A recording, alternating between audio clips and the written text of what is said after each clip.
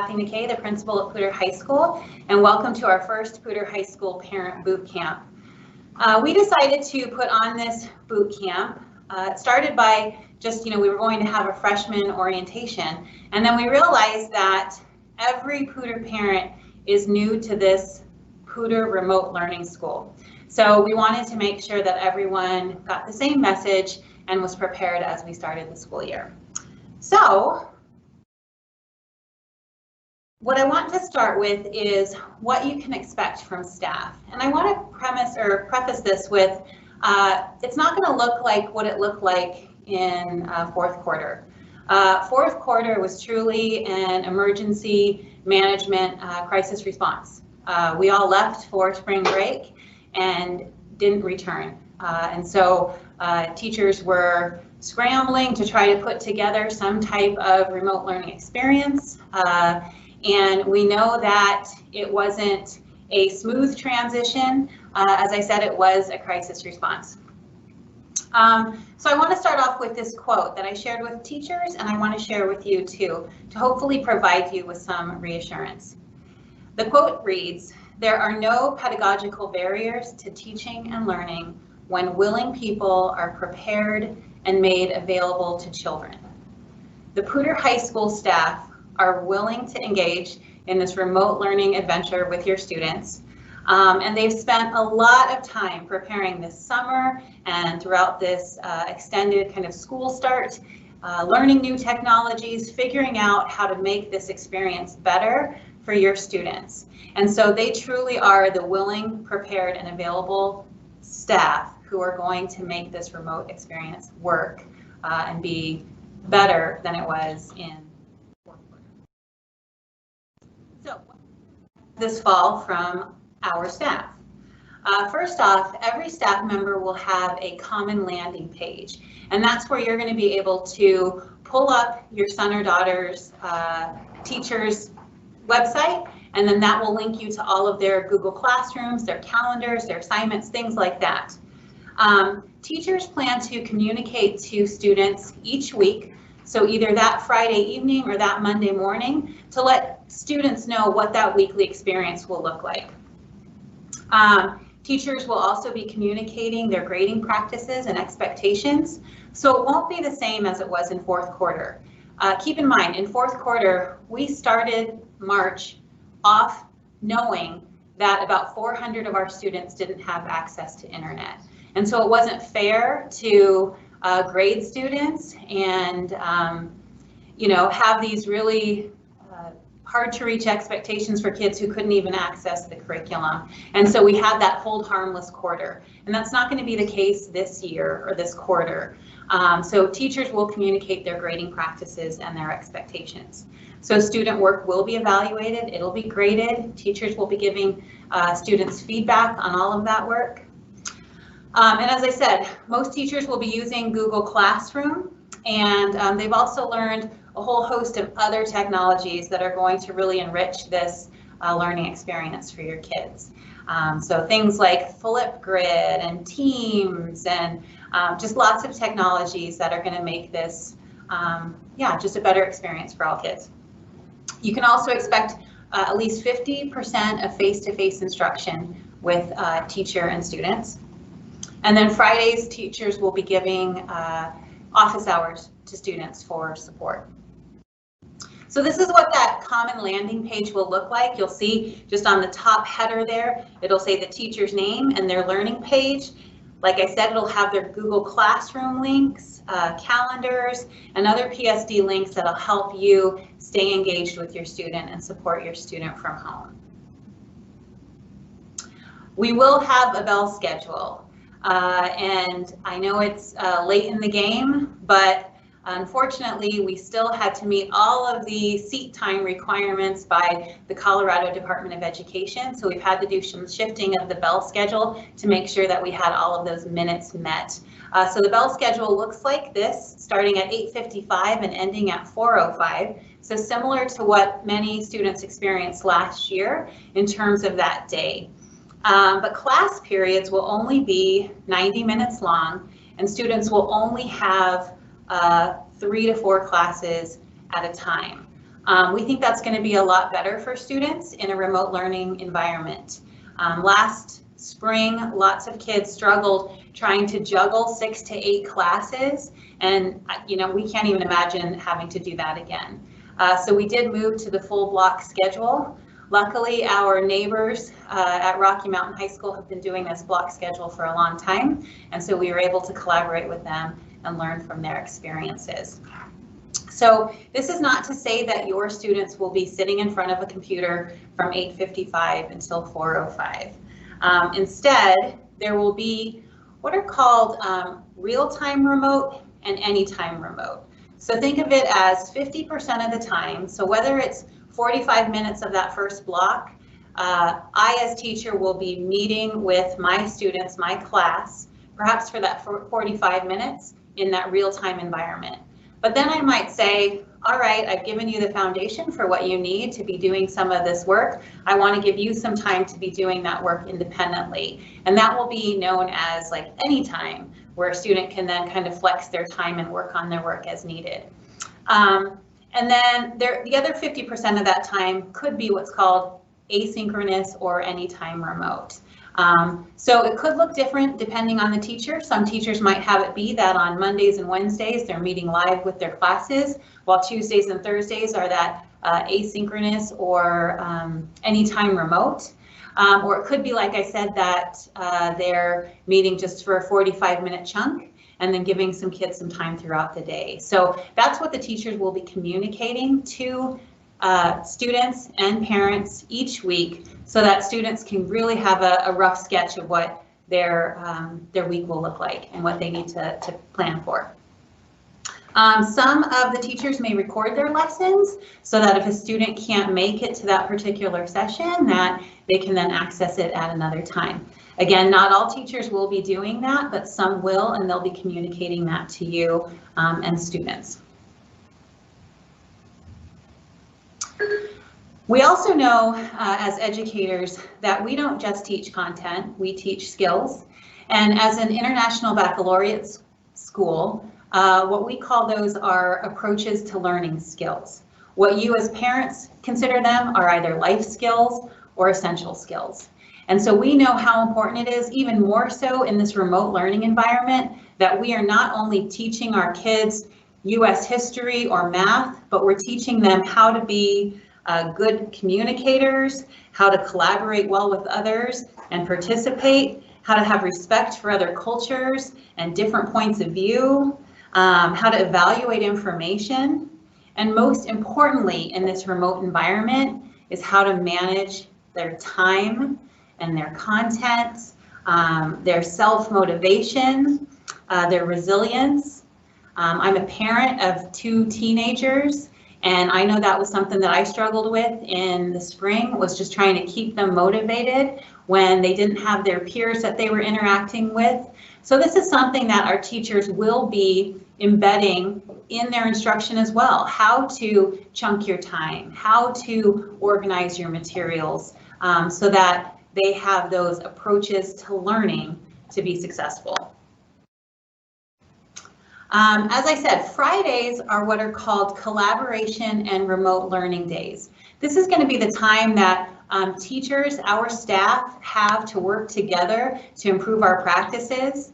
But it's also going to be a time that they can offer additional support for students. So they'll have a section of time that will be office hours. This might be something that they have that kids can reach out to them when they need help, or it could be something that they have already scheduled one-on-one appointments with kids, or maybe small group time with kids, kids who perhaps are struggling and that they need to catch up on something. That may be that time, but that definitely is additional time for support. We also have dedicated what's called a multi-tiered system of support team. And this is a team of counselors and other educators who are monitoring not only student attendance, but also student engagement.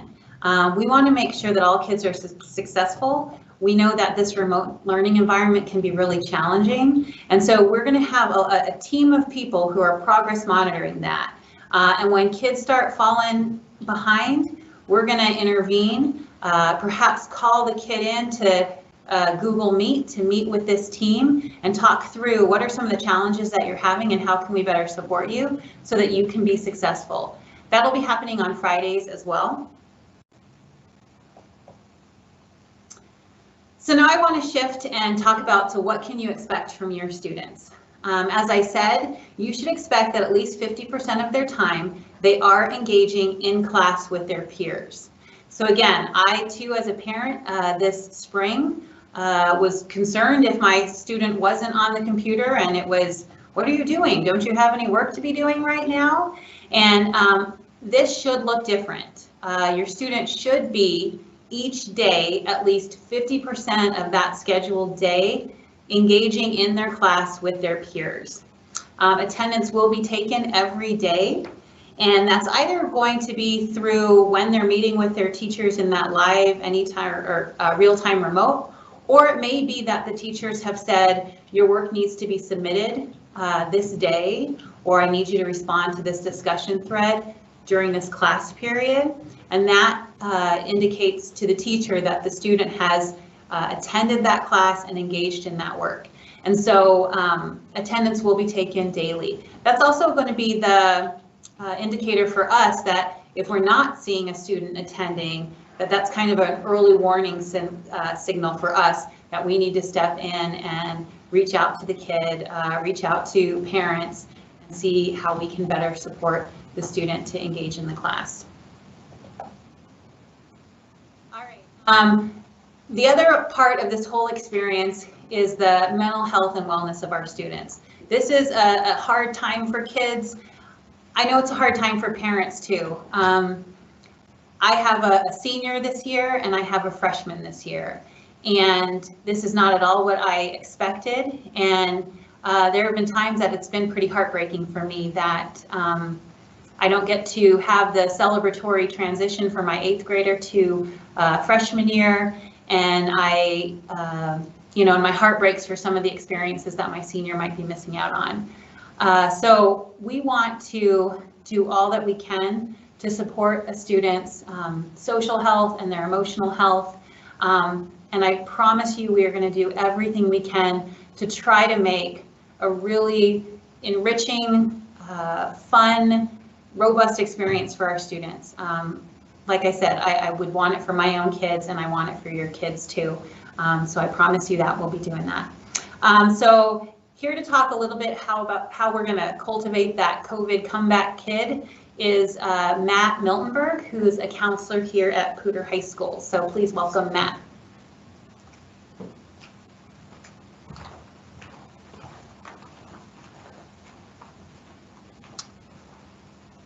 All right, good evening, Poudre parents.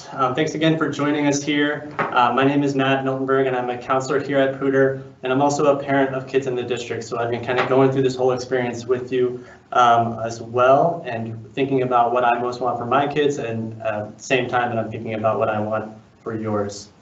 And as we think about this idea of creating a COVID comeback for our kids this fall, that feels like a really big ask. That feels like it feels like a lot. And I think it's important that we step back and just remember to have grace. As parents and as kids, we know that we're going to make mistakes. We know that there are still hurdles to jump that we probably don't even see coming yet.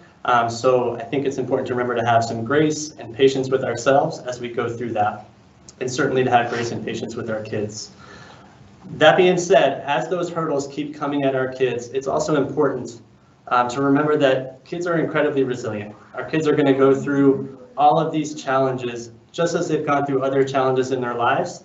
And we know that kids have the capability to come out of these remarkably well. And we are excited to sort of see that unfold and happen for our kids over the next few months and years. So as we look back and tried to figure out as a staff, how exactly did our students struggle in the spring of 2020 and even over the summer? A couple of themes kept popping up over and over again, and if we were in person today, you guys would probably all start shouting out similar experiences like Ms. McKay was mentioning. Like, I couldn't get them motivated, I couldn't get them to get started, they weren't organized, they never knew what they were supposed to be doing next. So all those kind of self-management tools. And on the other side, a lot of us had experiences with our kids where it was really that emotional or mood roller coaster. 1 minute they were super sad and down, the next minute they would be super happy and excited, to the next minute they'd be super irritable or just wanting a hug from you at the same time. And so emotional regulation, we know, is another huge barrier. And as we went through these roller coasters, as our kids struggled with their self-management, it often left us thinking, what is going on in their heads, right? And so I think it's important to step back and just kind of set that framework and give us a common understanding of what exactly is going on in the heads of our teenagers. And so there's really two main systems of the brain that I just kind of want to talk briefly about. And the first is the limbic system. And a lot of times we just talk about that with kids as kind of the lizard brain. It's that older part of the brain that really was focused on a survival instinct. So it's going to react to urges, sensation seeking. It's impulsive, but it's also going to react to those stressors in the environment that we encounter and kind of trigger that freeze, fight, or flight response over time. The other side of our brain is that prefrontal cortex, that wizard brain, as we call it with kids. And this is the newer part of our brain, that once we've sort of secured our safety, this side can take over and do those amazing things like advanced thinking, planning, creating, cooperating with others, kind of those executive functions or ETL skills that Ms. McKay was talking about that really allow kids to do school well. When we think about sort of the wizarding work that the PFC does, this graphic kind of says it all. All the experiences that we were experiencing frustration with in the spring, impulse control, emotional control, kind of staying on an even keel, being able to self-monitor, set goals, and get started on things, and just keep track of our things and our responsibilities were all super big challenges. And part of the reason is, as our kids were experiencing stressors, and we kind of have all been experiencing stressors as a community over and over again through this, we start to retreat into that limbic system, into that lizard brain, and it becomes harder and harder for that wizard brain to do its work. And so as we think forward of what is our biggest job as educators and parents for 2020, I think it's a lot about creating a comeback for that wizard part of our brain and allowing our kids to feel safe, secure, and ready to re-engage with all those executive function skills that we know are going to lead to school success. So as we think about and contrast where we're coming from with where we want to go, we think about the COVID experience we had with a lot of stress and uncertainty for our kids. It seemed like this experience was everywhere. There was no way to get away from it, but at the same time, it was very isolating. Kids often felt like they had little personal control over what was happening around them. And honestly, it just felt like it went on and on with no end in sight. And so our contrasting goals for remote learning is to give kids a real tangible sense of certainty in their world, to make personal connections with them and with each other, to give them a sense of control and a clear sense of their own time, space, as they go through that. So in order to get that limbic system, that lizard brain calmed down and to get back into that wizard brain, the first thing we need to do is just meet our basic needs. So a few things as our kids are coming back, we know that a lot of our students depend on coming to school for access to food. And so PSD is picking up their meal program. Meals are going to be distributed throughout the city, both at schools and at different mobile sites. So please check out the district website or this tiny URL, tinyurl.com PSD/PSD Eats for a list of those locations and information on how to access that. If you're lacking or still struggling with internet access or any kind of IT troubles at all, there's a website here, psdschools.org/internet access, or an email address, covidtechhelp@psdschools.org. Of course, I always think it's kind of funny to give you websites and emails for internet trouble. So there is a phone number, 970-490-3339, that you can call as well. We know that our kids and our families are also trying to meet a whole host of other needs. So on our website, we have a community resource guide that can help you access all kinds of supports in our community to meet those needs. And it's another tinyurl.com/Pooter resource guide. Or if you're in doubt and you're needing anything at all, please reach out to email or call your student's counselor and they will help connect you to those resources that you need. After that, we really want to talk about some different family strategies that you can put in place at home, or maybe that you're already doing, just to kind of remind you of those basic things that we can do to help our kids feel safe, secure, and supported so they can do those higher level tasks that we're asking them to do at school. So the very first thing is just kind of going back and restarting our habits of listening to our kids and connecting to them well. As we all, as adults, kind of carried more and more stresses and burdens, I think it becomes harder and harder to do that. You know, we're more likely to want to just fix things for our kids or tell them what they should do or deal with our own problems. So if there's nothing else that you take from this, try to build some time to listen to your kids without trying to fix things for them or tell them what they should do, but offer your help and support. So if there's one kind of takeaway from this, it would just be to say to your kids when they seem to be struggling, you know, what do you need and how can I help? And say that over and over again, and that will really allow them to not only solve their own problems, but give you a role in doing that as well. The other thing would be routine. Predictability and consistency is so important for our kids, and that really starts with sleep. So we know that our kids need, as teenagers, about 8 to 10 hours of sleep at night. And like Ms. McKay was saying, school is going to be starting at 8:55. So in order to have that routine where your child gets enough sleep and then gets up for the day, dressed for the day, and eats breakfast just like they were coming to the building, planning ahead for that sleep time and keeping it consistent is super important. We want to try to minimize as much as we can non-academic screen time. There's no way around it. We know our kids are going to be spending more time on screens than they have before, so we really want to try to limit times on screens or cell phones as much as we can to kind of keep that stress that we know screens produce in our kids down. Other things that are important to do, one is movement. And when our kids come to school, they do get chances to move throughout the day, and oftentimes when we're working at home, we find that we're just a lot more sedentary, which makes it harder for our bodies and our brains to function. And when I say movement, I don't mean you need to have an Olympic training regimen, but getting up throughout the day to get outside, to move a little bit is super duper important and will help your kids function at their best. So find ways to do that together as a family, whether it's walks throughout the day or after dinner or different movement games. Make it fun. Don't be afraid to be silly with your kids again. Another thing that we talk about a lot with kids is gratitude habits. And this is kind of becoming more mainstream nowadays, and it can look really different. It might be the traditional writing down 3 things you're thankful for to start your day or end your day each day. Or maybe it's at the dinner table you go around and share 1, 2, or 3 things that you're thankful for.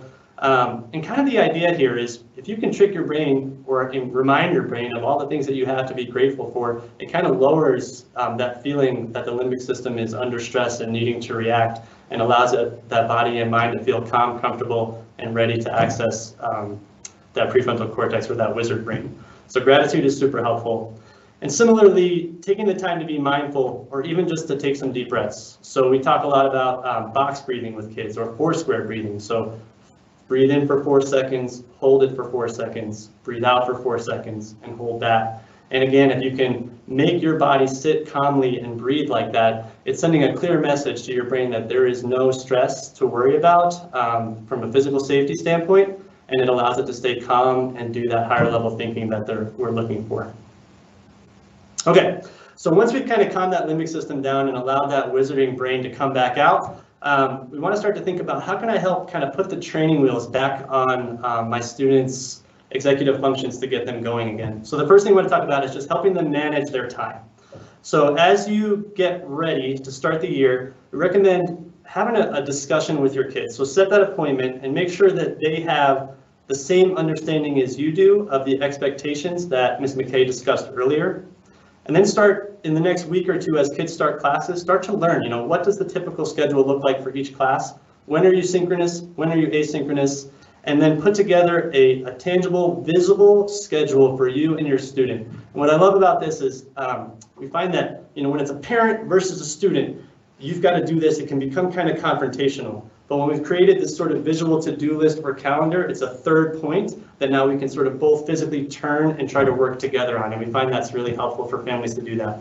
So it can be a whiteboard where you write this. I did not have a whiteboard at my house, so we just got out some markers and wrote it on our window. If you don't have a window, you can put it on some paper and just tape it up on the wall. But something visible is super helpful. And one of the most important things that these schedules do is it helps a kid avoid feeling like they're in school 24 hours a day. And I know for many of us, we can sometimes fall into that trap of feeling like we're at work 24 hours a day. So the calendar or schedule helps set the limits so that when school is over, you can kind of put that away and focus on other things for your day. And in addition to managing our time, we want to help our kids manage their space. So some of you may have an amazing home remote learning space like in this picture, but for many of us, remote learning sort of turned into this last year. And what we're really just hoping for is to help our kids create a space that is dedicated to their school learning. And that can look super different depending on your situation, but there's a few key things that you want to try to do.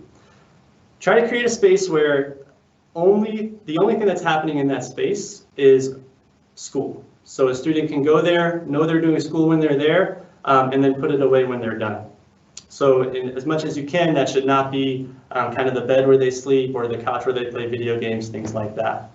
And in that space, try to minimize the number of distractions. Some cool ways that I've seen to do this are just using kind of cardboard boxes to create trifolds and things like that, or just being mindful about where it's located and what we can get out of that space to help them stay focused.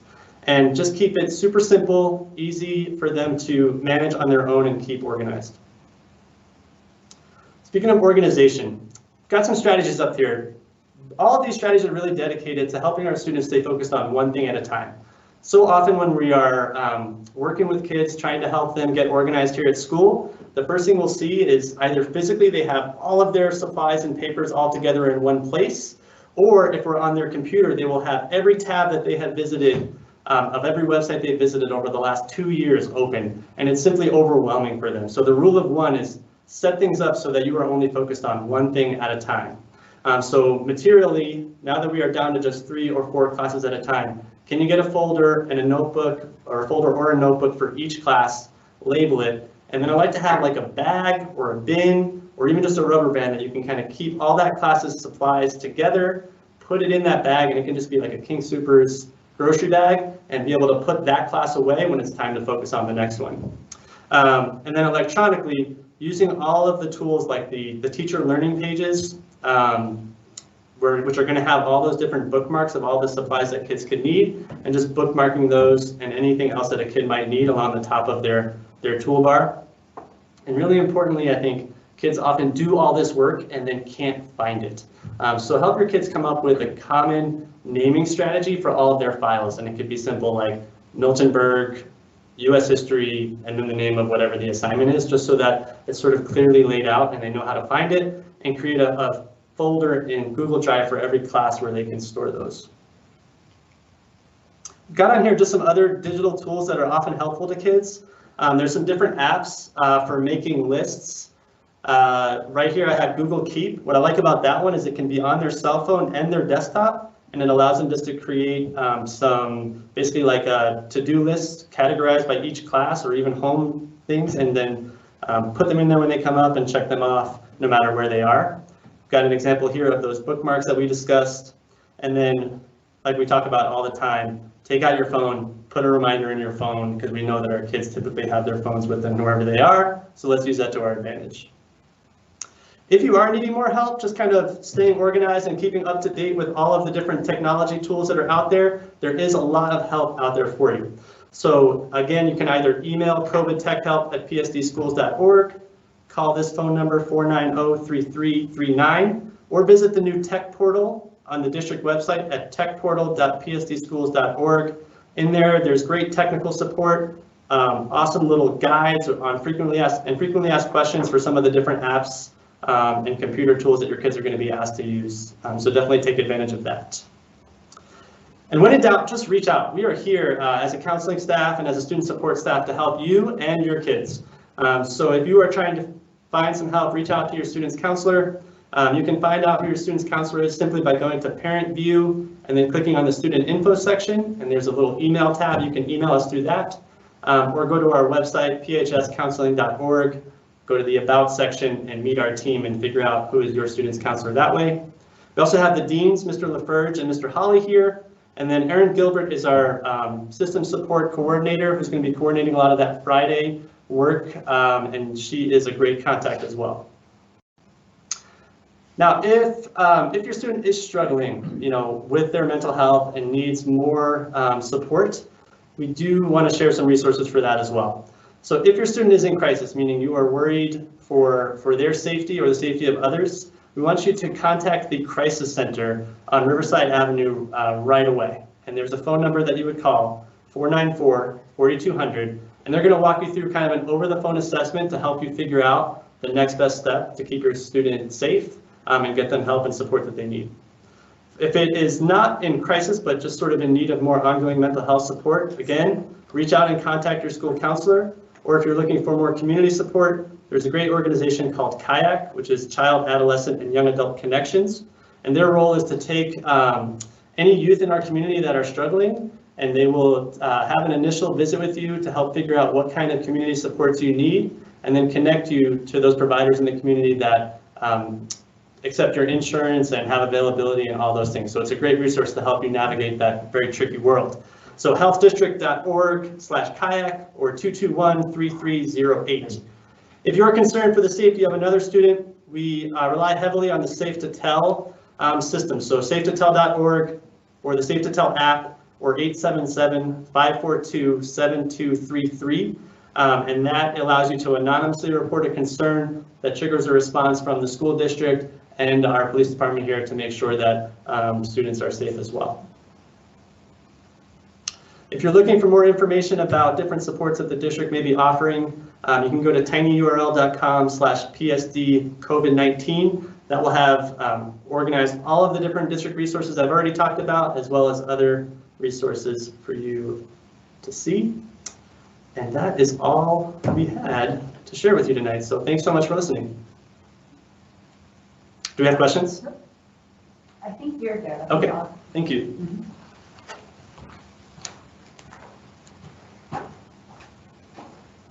All right, we have a few questions that I think are probably good for the whole audience here. And they're mostly around what are those synchronous versus asynchronous days and what kinds of tasks will be done throughout those times.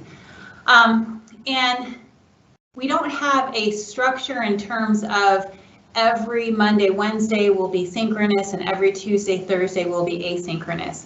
And the reason for that is it depends on the type of instruction that will be happening.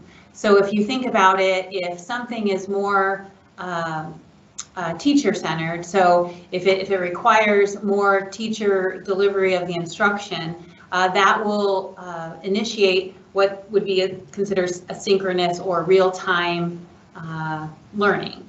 And then if it's something that could be more student independent, then that would mean that would be scheduled by the teacher as more of that asynchronous or anytime learning.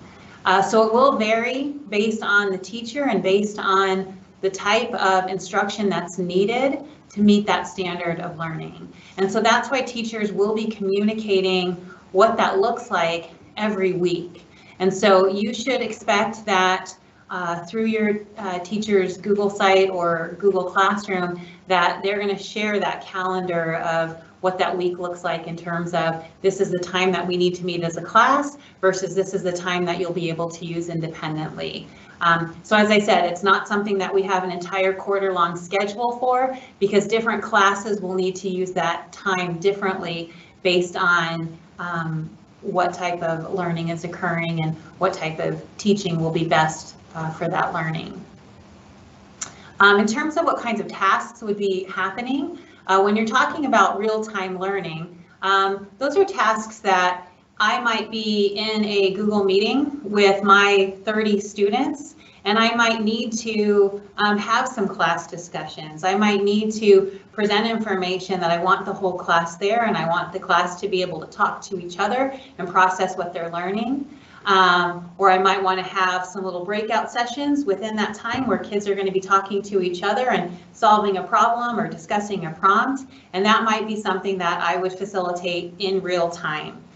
In terms of what that anytime learning could be, that might be something where I want a student to be reading a chapter that's going to prepare them for our activity that next day. Or it might be that they're working on a painting or a drawing, or that they've been given the learning for their AutoCAD assignment, and so now they can be doing some independent work on their computer-aided drafting type of assignment. So those are kind of what those tasks will look like. Let me see if do we have any other questions that I haven't? Yes, how will our students know what to do on the first day of class? Okay, so the first day of class, we called it No Backpack Day, which I apologize, did lead to some confusion because parents thought, well, if they're at home, they wouldn't have a backpack anyway, which is true. And No Backpack Day is actually a national type of program where really the intent is that if you were in session, you wouldn't be bringing your backpack to school because that first day is really just focused on building relationships and helping you connect to your peers in the classroom, helping you get to know your teacher and helping you get to know your classmates. And so that day is going to be a day that students will be in class from 8:55 until 4:05. That is a unique day, and that's because we want all kids getting that same opportunity to build relationships and getting that same information in terms of just kind of what that fundamental information that they need to be successful in this remote learning environment.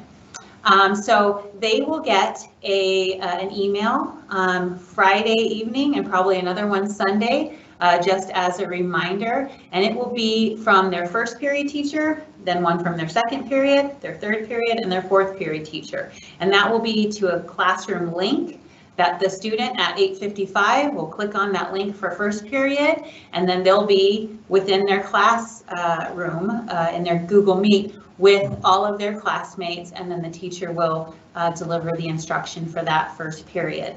And then come second period, they'll click on the link that they received in their email to engage in that next lesson for second period. Other questions? Will attendance be taken every day and how? Yes, attendance will be taken every day.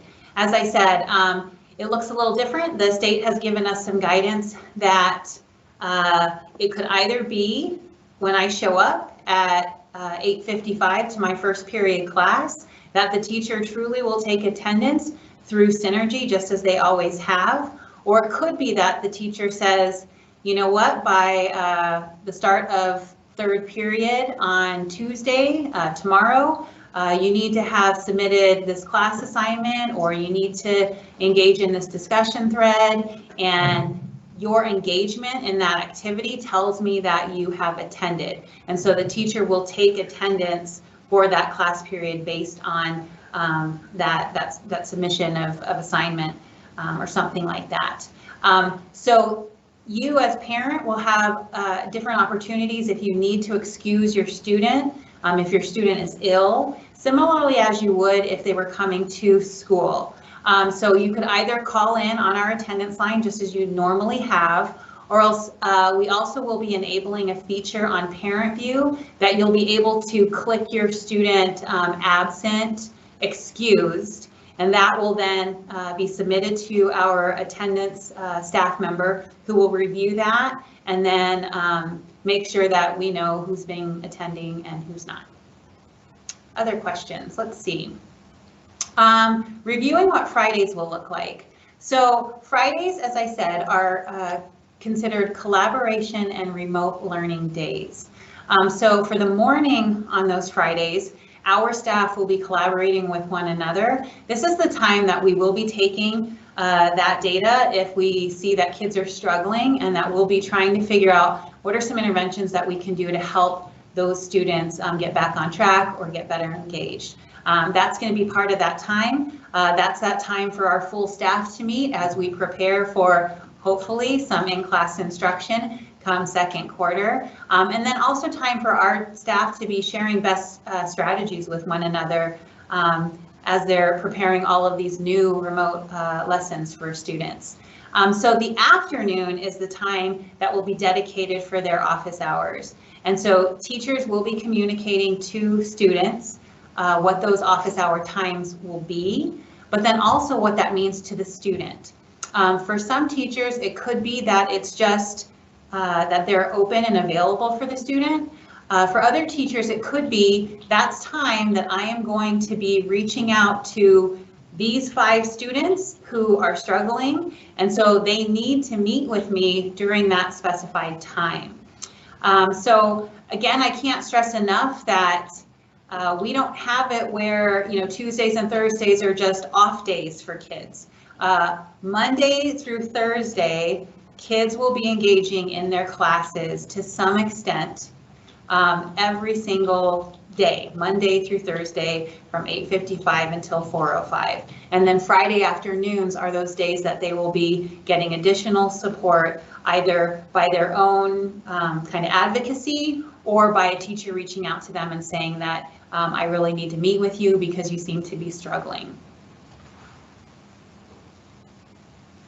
The question I see here is, will students need to have their cameras on all the time while in class? That's going to be something that the teacher will be communicating to you for their own classroom expectations. We definitely want to be sensitive to students who may feel anxious about that. And that's something that we plan to include in that first day lesson. We also recognize that, as Mr. Miltenberg pointed out, that learning spaces in different houses look different, and we don't want any kid to feel uncomfortable because of their learning space, and then that be the reason that they don't show up. And so that's something too, that if your student feels any sort of anxiety around that, or if there's, if they're uncomfortable with that, that's something that I would ask that the student work with the teacher on, because we definitely want to balance making students feel comfortable, but also not just letting them kind of step out of collaborating and working with their classmates, because we know how incredibly important that is for them to be participating in class.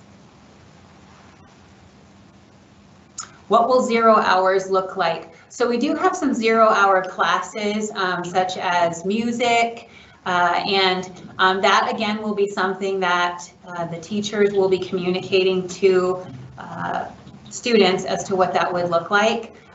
They too have the same expectation of meeting at least 50% real time, and then the other 50% could be just work that they're doing. I know in talking with the band teachers and the music teachers that they will do something similar of some whole group type of work, but then also some small group if they have kind of some small ensembles that they need to be working with. So that will be communicated by the teacher. For those of you who have elementary students and maybe this is your first high school student, this is a little different. We're used to having a class supply list posted at Target or posted at Walmart, and then you come to high school and we don't have that class supply list. And that's because kids have so many different options for classes that it has to be really on a class by class basis that teachers are communicating what those materials are that will be needed by the students. So your communication with teachers and your communication with counselors is going to be incredibly important. And just like we did tonight, where we want this to be a two-way communication, teachers want the same thing. We want every kid to be successful in this environment, and we're going to do our best that we can to make sure that we're really keeping our finger on the pulse of every kid.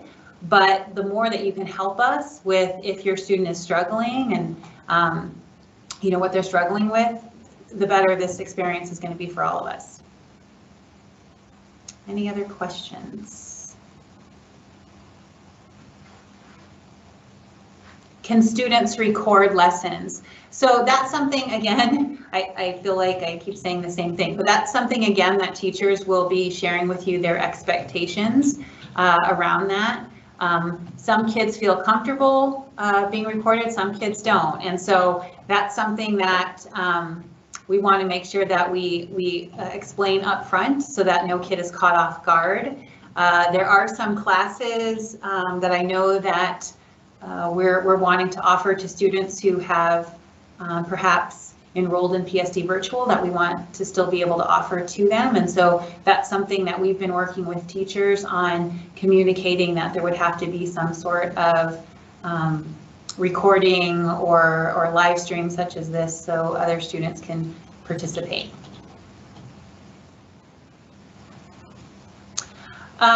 So the next bullet or the next question I see is around reinforcing whether or not students need to be in class on Fridays. And so students don't need to show up at 8:55 on Fridays, because at 8:55 on Fridays, teachers will be in collaboration meetings with other staff members at Pooter. But students do need to be available on Fridays, particularly Friday afternoons, so that if a teacher needs to meet with a student to help that student get caught up, or if there needs to be some sort of reteaching for that student, if that student hasn't met the learning target, then the student does need to be available for that. Again, a teacher will explain what their office hours will look like. Some will be voluntary, where a student comes in. Others will be mandatory, where you need to come in and meet with me, because until you can really master this concept, you're going to be behind. And I want to make sure that you've met this standard so that you're going to be successful as we progress. Any other questions? Just one more minute, we're just checking here. Okay.